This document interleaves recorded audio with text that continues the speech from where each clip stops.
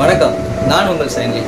இன்றைக்கி நாம் பார்க்க போகிற தலைப்பு என்ன அப்படின்னா, ஒரு ரீட்டெய்லர் எப்படி தன்னோட கடைக்கு லாபத்தை கொண்டு வரணும் அப்படிங்கிற ஒரு தலைப்பு தான்.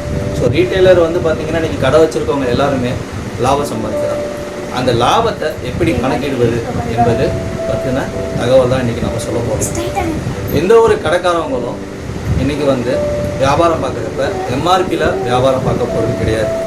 ஸோ எல்லாமே எதனால் அப்படின்னா, இன்றைக்கி போட்டிகள் அதிகமாக இருக்கிற காலத்தினால அவங்க தங்களுடைய மார்ஜினை கம்மி பண்ணி வியாபாரம் பார்க்குறாங்க. ஸோ இதனால் அவங்களோட மார்ஜின் எவ்வளோ வருது, எவ்வளோ இன்வெஸ்ட்மெண்ட் பண்ணியிருக்காங்க, அவங்களோட ஆர்வை எவ்வளோ அப்படிங்கிறது அவங்களுக்கு தெரியலை. ஸோ இதை கணக்கிடுவது எப்படிங்கிறத தகவலை தான் இன்றைக்கி நாம் பார்க்க போகிறோம். ஸோ ரீட்டெயிலர் பார்த்திங்கன்னா எம்ஆர்பிக்கே வியாபாரம் பண்ணாதீங்க. உங்களுக்கு ஃபஸ்ட்டு எவ்வளோ காஸ்ட்டுக்கு வந்திருக்கு, ஸோ உங்களுடைய மார்ஜின் எவ்வளோ, இது எல்லாமே கால்குலேஷன் பண்ணிவிட்டு அதுக்கப்புறம் வியாபாரம் பண்ணுங்கள், சக்ஸஸ் ஆவீங்க. இது பிடிச்சிருந்தால் லைக் பண்ணுங்கள், ஷேர் பண்ணுங்கள்.